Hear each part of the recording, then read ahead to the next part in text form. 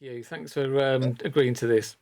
My pleasure. I mean, I've got a ton of questions, and Yeah. obviously, whenever we run out of time or whenever you think I need to go, that's fine. I'll run with that. So let me just have a look at my list of questions. One of the things I wanted to start off with was the early point of your career, really, because obviously Holy Holy is touring again this Yeah. month. So I wanted to go back to the man who The sold the beginning. world. Exactly, yeah. Right. Yeah. Yeah. And Yeah. one of the things I wanted to talk about in just a tiny introductory way was I live in Stourbridge, which is in the Black Country Yeah. in the West Midlands. This area is called the Black Country, and ever since I moved here and obviously knew the man who sold the world, I always thought is the Black Country rock song kind of Birmingham. talking about, because obviously Sabbath are from here and Led Zeppelin, Yeah. Yeah. Slade, and I just wondered, did that ever actually, or did it just come out of nowhere, Black Country Rock? Yeah. I mean, oh, in the early days, we'd say to David, "Oh, what's this one about?" And he'd usually go, "I've no idea." Yeah. Thanks a lot. But then you had to create your own story to be able to know what to play and play it, and hopefully it had some bearing on what he was trying to put across. You know what I mean? Because you're trying to embellish what he's doing and make it communicate as a rock song. Right. Um, and that one was like I kind of took it as that's what it was. Yeah. It was Black Crunch. It was all those bands. It Okay. was just about that. That was my take on it. I don't know if that was his. It might No. not have been. No. Okay. It's so funny because obviously it's not a metal album, but it's bordering on rock, and there's a lot of heavy stuff on there. Yeah. I'm just trying to think if Sabbath had made their debut at that point, yeah, or what influences you had when you were making that. Well, Mick and I had come up through. Well, I guess a lot of the early changes in music. From the Stones through to Kinks, The Who, Mhm. and then on to Cream and Hendrix and Led Right. Zeppelin. Yeah. That was our route, and we were kind of sitting in progressive rock. Yeah. So we did like some Jeff Beck tracks, and Mick was a big fan of Beck. Okay. And when you closed your eyes, it sounded just like Jeff Beck. He was really into getting things right, Yeah. even in those days. Yeah. Yeah. Uh, so it was. So that's where we were, and the way we recorded that album was, I mean, it was the first time I'd been in a major studio in London. Yeah. Mick had done a couple of sessions. I think he'd done one for Elton John and Michael Chapman, which was a folk guitarist. He'd Oh, done some stuff there. That was the only studio stuff Mick had done. right. So we you can tell how early or how different it was. Tony was going to play bass and Hmm. produce. Tony Visconti. Yeah. He said, "I don't know. I don't know how to approach this. I don't know how to play." And Mick just gave him Cream albums and said, "Learn that, and you'll be all right." Oh Which man. is really funny when you look back. And Tony did. He just, "Oh yeah, I got it. Yeah, I Oh my see what god. he does." Yeah. Yeah. I mean, there's And some. David would just go, "Okay, we're in the studio," and we set up like a band as though we were going to do a gig. Right. We didn't even go into separate rooms or partition everything off. We Right. just set up like a live band. And David would come and he'd go, "Oh, I've got this one." He'd go, "What's it called?" And he'd go, "Oh, it's the Cyclops." Yeah. Okay, no, some concept there. And he'd go, "Oh, there's this bit, down digga ding digga ding digga ding, and then there's Right. this bit, ding digga ding digga ding, and then this bit. I don't know where this bit goes." And you Okay. go, "Oh wow!" To us, we'd never really done original stuff before. Right. So to Mick and I, it was like, okay, maybe this is how it works, you know. Okay. Uh, and then we just play the chords and piece it together like a cut and paste, really, as a Wow. band. Oh, Wow. that bit sounds good. Following that, Yeah. Let's go back to that because that's really nice. And then you'd have a backing track, and then Tony would say, David, we've finished that. Do you want to come and put a vocal on? And usually David would go, I haven't got anything written for that one yet. Tony would push him a bit, and then 20 minutes later, he'd come with the lyrics and melody. Wow. And I go, oh, we're doing the Cyclops. He goes, no, it's not the Cyclops. Well, what is it then? And he goes, it's the Superman. Okay. Oh, right. Pretty close then. And we did the whole album like that. Wow. Which was quite, looking back on it, it was quite a strange way to work. Yeah. And how long are we talking now? Is it a couple of weeks this was made in, or longer? Yeah, probably the backing tracks and stuff were done in a couple of weeks. And then we were in overdubbing percussion and guitar and synthesizer and vocals and all that stuff. Right. So quite a long time, really. Probably the longest time we spent on an album. Really? Wow. Yeah, it went shorter after that. Oh, okay. Because I always assumed, because that was the first one, he may have had less money for studio time and would have been asked to make it quicker. Yeah, I think that pressure was there. Yeah. It seemed to be there on all the albums anyway. Okay, yeah.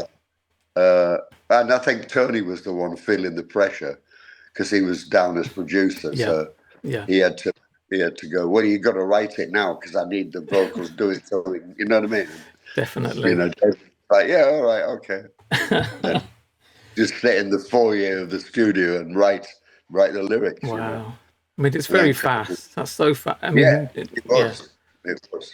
Yeah. And it was his real, I guess it was David's first attempt at rock. Yes. Yeah. He hadn't really been in, especially that heavy, Definitely. Yeah. So it was his take on it, Yeah. I mean, that does shine through, I think, in all of the performances from the people on the album.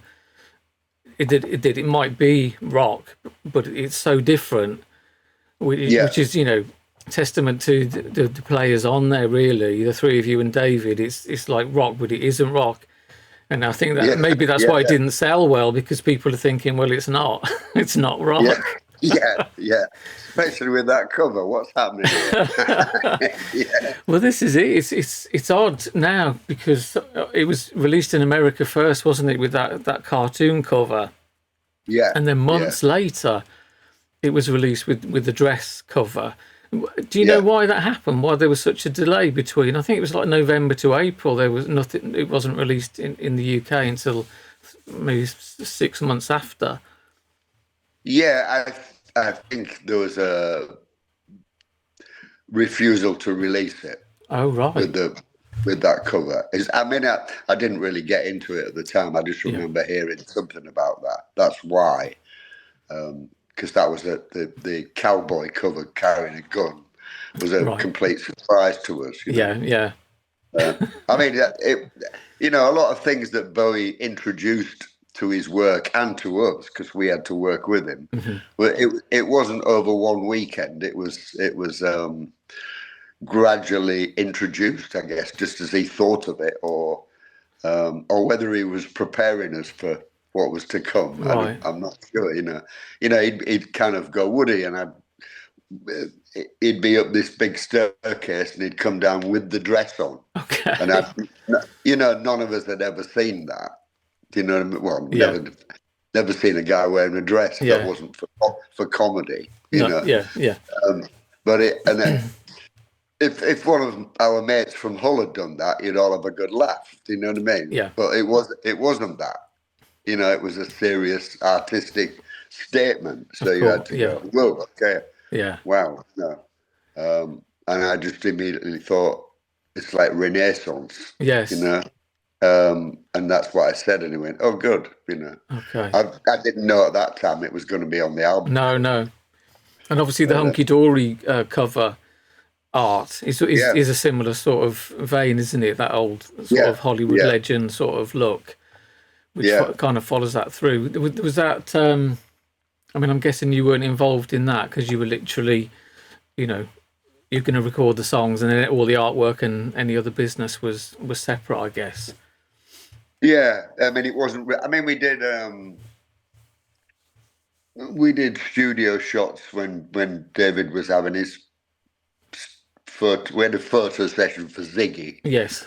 and we were all there for that. And I think we probably would have all been on the cover if it hadn't been pouring down with rain in the middle of London. You know? He said, "Oh, I want to do some outside," and we went, "Piss off." Not going outside. It's pouring Oh down. my goodness! I always Which is wondred whether that Which was is funny, isn't true. it? You know, It you look is. back and you think, if it hadn't been raining, we might all have been in the phone box Can you imagine all four of you? with a dress on. You know. It's funny because obviously there's so many things that are written about that period, and some of it you think, well, is that true? And I always wondered whether that was, why he's on his own out there, because obviously, it's a banned thing in the photos inside. I had a gatefold with the four of you in there, and I always thought as a kid, this is a band. Okay, it's David Bowie, but it's a band. And because it sounds like one, doesn't it? Right from the off, it's a band. And, I mean, all the different facets that we had to get involved in. It was like Queen, really. Yeah, like the band Queen. Yeah, it definitely. operated like that. Yeah. And can I ask, the period from Man Who Sold the World being finished recording and Hunky Dory starting? Yeah. I know there's quite a few BBC sessions that have been released recently. Is that what you were doing for those months between the recording of those albums, or because I heard one story that Mick went back to Hull to learn music orchestration. Yeah, I mean, all bits of that is all true. There's I mean, Mick and I had been mainly on the road or doing clubs or universities in a band. So we were pretty into touring. Yeah. We liked live work, And because of his management situation and a little bit record company wise, there was no money really. So we couldn't get a setup to be able to go out on the road. Okay. And I don't think it was really on his mind 100% at that point, because he was kind of he'd done an album, but I don't think he'd still kind of really made his mind up. Am I going to write for musicals? Which sounds weird, but that was what he looked at. Yeah. Shall I just write for other people? Should I go into acting? Should I? Do you know what I mean? Where do I actually fit? Right. He hadn't really made that commitment to a purpose, if you like. Yeah. And so we were sat around not doing a lot. Right. And we did a few gigs in, and I remember we had one at, I think it was Leeds University, and we were just going up with a drum kit. Mick was going to play bass, and David on acoustic, and we were going to do a gig. Oh, great! So Mick and I went up in a taxi, actually, with our equipment in a taxi. Right. David went up in his Rupert the Rider with his gear in the back, and we'd. Obviously the Man Who Sold the World didn't take off like we thought it might. Yeah. Because we loved it. Yeah. And then and he'd kind of done a couple of vocal things that we didn't really like. Okay. I'm being really honest here. Great, yeah. Which really wound us up a bit. Yeah. And we couldn't quite adjust to it. So on the way to Leeds, funnily enough, there was a signpost and it said Leeds, bloody by miles, Hull, X amount of miles. Okay. And we'd been talking about this, and he went, and I can't remember whether it was me or Mick, just went, "Do you want to go home?" Oh. We went, "Yeah, go on then." So we went back to Hull and put a band together. Wow. And started gigging, and we did places like the university circuit, really, and places like the Cavern, which was nice to be able to play those gigs, Yeah. And it never really got mentioned again, because then David phoned up, and maybe in about 4 months he phoned us back and said, you have to come back, you know. Okay. I haven't been able to do anything worthwhile with anybody else, so I need you back here. I've got another album. I've got a new management. That was what he said. Yeah. Yeah. And we're going to work towards doing another album. Blah blah blah. Okay. And it wasn't really happening for us, for Mick and I. Yeah. So we just, shall we go back? Yeah, all right then. Okay. Wow. Wow. You know, I mean, you know. I think Angie mentioned it. Wow, probably during Aladdin Sane. Oh yeah, I remember when you boys left David on his own. You know, oh, and we were going, no, I don't remember that, Angie. oh dear. But it's a magic though, because I mean, obviously now it's perfect because Hunky Dory is an album, which is obviously the one that you were going to make after you kind of left. It's to me one of the best albums ever made. Never mind just, you know, from David's work. It's immaculate. Yeah, it's a funny album, that, because it's probably my favorite. Yeah. You know, just from the songwriting and the production and the playing on it. I think we'd all, you know, you're still going through a lot of changes as musicians. Yeah. I mean, we were, you know. I mean, you're constantly changing, but we were going through a lot of changes then, because you're right on the edge. You're right on the edge of the business, and you're trying to make it. So you're trying to soak up everything you can, you know. Yeah. And you know, David had gone on this promo trip to America. Yeah. On the Man of Soul World, met Iggy Pop. Yeah. Met Andy Warhol. Met Lou Reed. I think he met Lou Reed. Yeah. He wasn't quite sure whether it was Lou Reed or somebody pretending to be Lou Reed. I heard that story, yeah. It might be true. That's really funny. Anyway, it brought back videos of Iggy's concerts in Detroit, I think it was, and some tracks of Lou's. And we sat and listened to all that. And we were kind of branching out into different music. What was around. We were very into Neil Young at the time, listening to his production and whatever. Lennon's solo album was really like, had something about it that we liked. Yeah. And we'd kind of got round to and I know people say that less is more when you're playing, but we'd really kind of got that. Yeah. That's really what was needed, and you had to apply that, especially with David's vocal. You know what I mean? To make it work, you couldn't do a drum fill straight through it. Yeah, that's right. You know what I mean? Yeah. Here's the most important part of the song, and now you do a drum fill or a lead guitar lick. You know? So we were learning that, and if you find the right thing with a song, it doesn't need embellishing that much. Right. You know, a good song. Yeah. And so we started to play like that, and you know, and he started to write differently. He came back from America and he said, "Oh, I learned." He said, "I always knew there was some ingredient missing." And I was like, "Oh, I'm intrigued. What?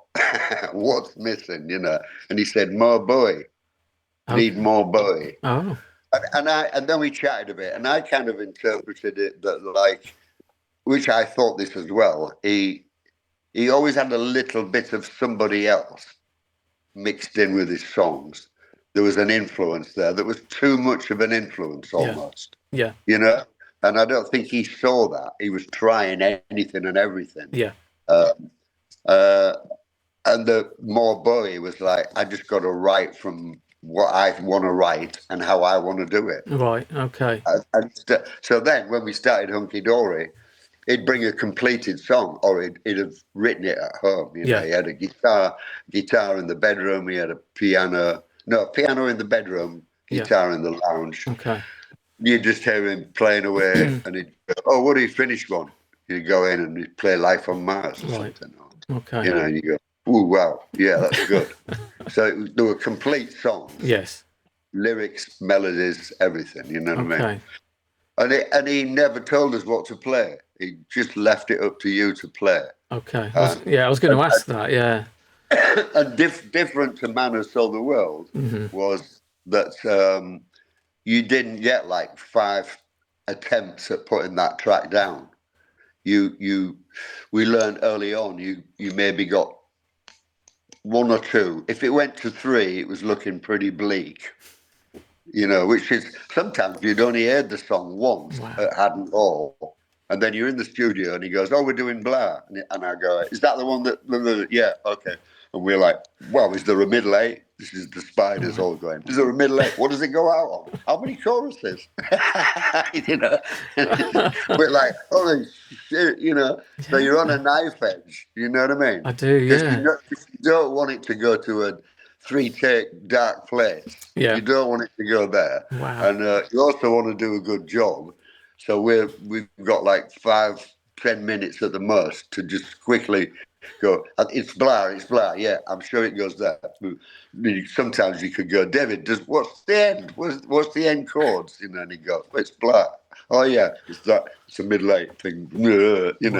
And then he'd just go, "Ken, are we rolling?" Which meant the studio light came on, "You're in." And bang, you were in, Wow. So like something like Starman was second take. No. We'd only played twice ever. Life on Mars was second take. Genie was first take. We'd never played it before. That was just us playing it, bang, straight off. That's the one. When we first did that, you'd do a track, I can't remember what track it was, and you had to walk up these stairs in Trident Studios in London. From the studio floor up to the control room upstairs. Yeah. We said, "Oh, shall we go up and listen?" We just laid one down, and I'm thinking, well, I don't know if I got it right. I'm not sure where it went. I don't know what that bit was. I'm thinking, I'll have a listen. So you're listening to it, and I'd think, "Oh, I got it right. Oh, that's good. I thought it was that there." And then I'd go, "Shall we go do another one?" And he'd go, No, that's it." We go, "What?"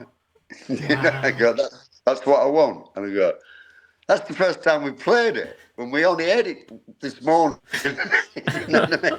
You go, "Yeah, that's what I want." And I would, early on, I would think, he's an idiot. Do you know what I mean? Because not that we were like experts in the studio, but we weren't novices. No. We thought, well, at least I've heard bands going like 10 takes. Yeah. Some do like 90. But, Yeah. At least 10 takes and then pick the best one. Yeah.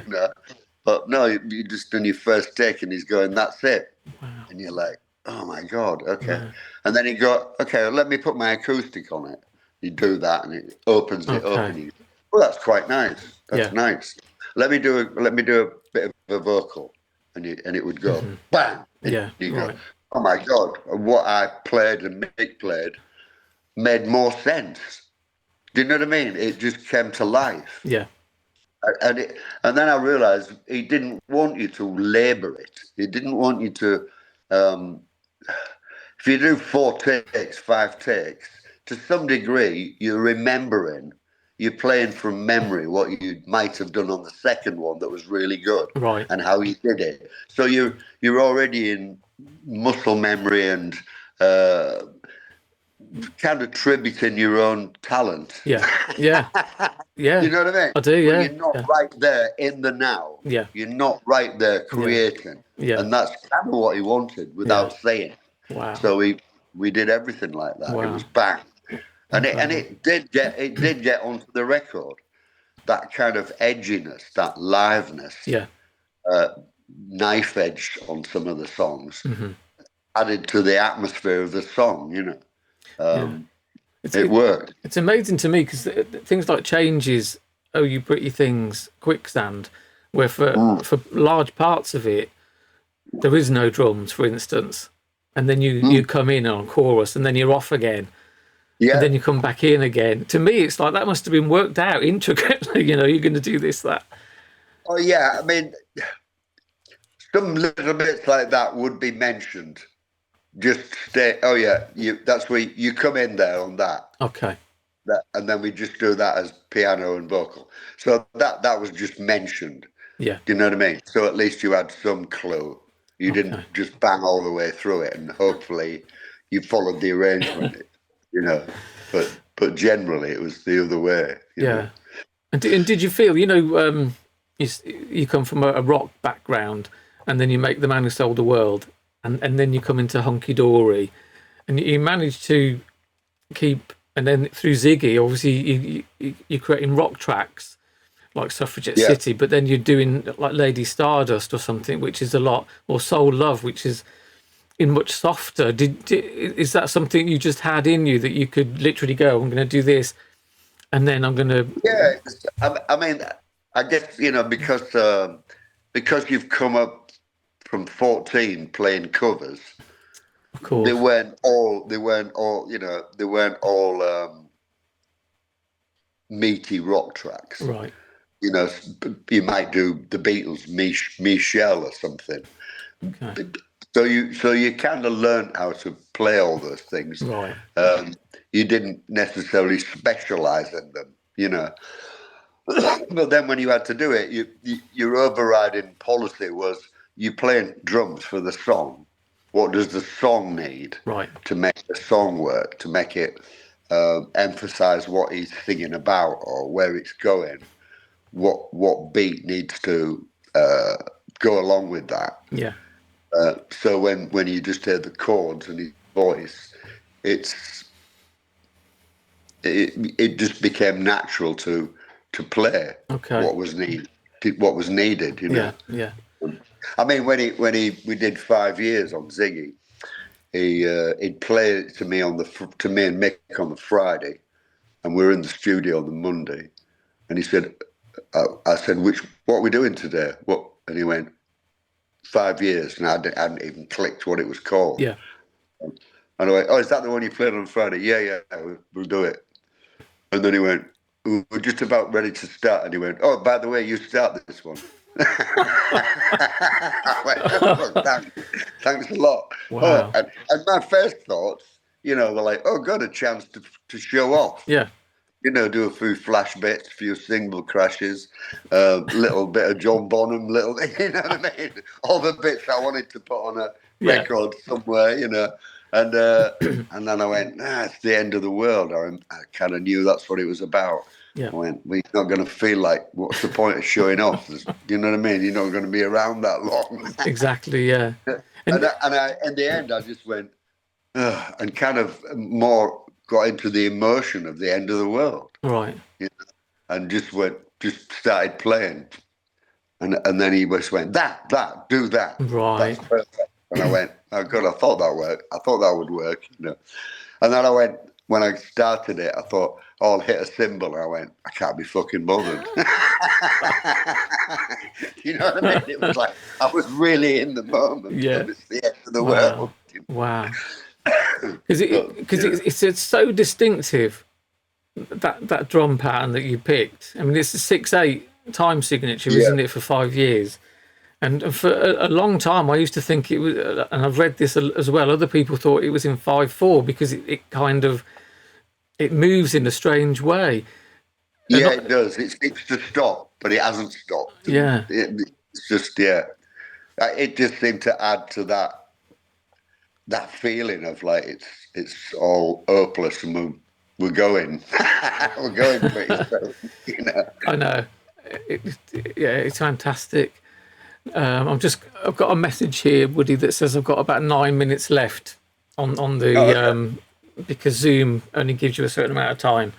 So let me just quick question. So you need to get exactly. Yeah, I'll try and get in as many as I can.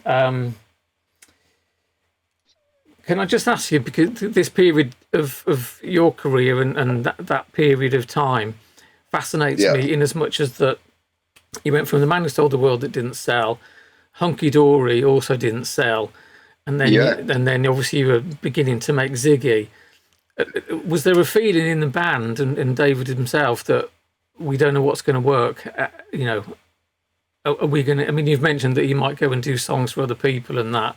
Was there a feeling that you might ever just go forget it, just to the point you've cracked it almost? Yeah, I mean, when I first met him and we got to know each other, there was that air of, am I a one-hit wonder with Space Oddity? Right. So that was very prevalent around that time. You had to kick that. You had to kick that out of the way to some degree. as an attitude, you know. Yeah. And then he managed to do that. And we'd done changes which got played every hour on Radio 1 and didn't sell. Yeah, and we thought it was a song that should have gone. It was good. And I think they even released Life on Mars. Yes. And you think, nobody liked it. You know what I mean? I do remember thinking, have we gone a bit far, too early, or whatever? Is that a bit too much for people to take? Yeah. So there was that. And then you're doing all the dressing up, the stage things, the makeup, and it could all end your career overnight. Yeah. Do you know what I mean? Yeah. So that was riding along with it. Okay. But I guess the thing that pulled us through was we loved the music. Yeah. Yeah. It was the music, the songs, and what they felt like, and we just thought they deserved to be out there and they deserved to be successful. Yeah. We'd put a lot of work in. He'd written some fantastic songs, and you just keep going. Yeah. It was just that persistence, Yeah, definitely. Lovely. Can I now talk about Holy Holy? Because obviously when this is put out, and obviously you're starting the tour next week, aren't you? So can I just ask a couple of things about that then before my time runs out, please? Yeah. Can I just ask, the band, is it the same core as it has been? Yes. Yeah. It is. Totally. Okay. So Tony's still there. Yeah, Glenn, Paul Coriford, James Stevenson, Tony's daughter on sax guitar. Yeah. And there's a new keyboard player, Jeanette Mason. Okay. Who's really, really good. Okay. On keyboards. Excellent. Because I've reviewed the 2015 and the 2019 tours of Holy Holy for the site that it was Birmingham Academy, and then you played the Town Hall. And both times, I mean, the first time it was magical because it was out of nowhere, and I'm hearing The Man Who Sold the World from beginning to end, and you're there and Tony's there. It was incredible. And then the second tour you did Man Who Sold the World, then Ziggy in Full, and then other things at the end. And my only minor criticism was that what I wanted to hear is the songs that were left out. The ones that were like the rare ones, like Velvet Goldmine and Holy Holy itself. Bombers. We did do that somewhere. We did do Holy that must be later. Yeah. Yeah. Is the set list going? Are you doing the full albums, or is it mixed up? Yeah. This time we've kind of gone. Oh, I've kind of gone. Put some of the kind of classic tracks in there, but also do ones from that period that we never did. Yes. So I have put some in this time that I've never played live. Yeah. And we didn't do it with David, and I don't even know if David did some of them. So we put some of those in, and we have a policy where, if I played on it, we can do it. If Tony produced it or played on it, we can do it. But outside that, we don't feel like we have the right. I understand that, but it's just that's how we feel about it. I understand. So we've actually taken some from Black Star, and we're doing Ashes to Ashes, which is, I've never played before. Wow. It's amazing. It's amazing to play. Yeah. I mean, I love the song, but just playing it has really taught me something else. Yeah. Still learning. Yeah. Because I know you did Where Are We Now on the 2019 tour, which come out of nowhere, because I thought, wow, they're doing a recent track, but obviously Visconti produced that, and that was a stunning thing to hear. It felt out of place to begin with, because obviously it's a newer track, but by the end of the song I'm like, wow, Glenn Gregory did such a great job of singing it. So is that going to be a part of it this time? Yeah. Okay, lovely. Well, that's fantastic. And so I'm hoping I'm going to be able to come and watch because you're at the Academy again this time, aren't you? On I think it's the 19th of May. So I'm hoping to come down and review that one as well. But Oh, fantastic. it's been an absolute pleasure talking to you today, Woody. At the start, Cool, my man. heart was going bum bum bum bum bum bum bum. But you know, you're such a great guy to talk to. It's been a pleasure. That's just the effect of a drummer. It's just the heart following the drum beat. That's right. Absolutely. But hopefully, I'll see you again, Woody. And it's been a pleasure. And thanks ever so much for talking to me today. Yeah, my pleasure. All right. Take good care of yourself. See you later. All right. Cheers. Thanks, Woody. Bye bye then. Bye bye.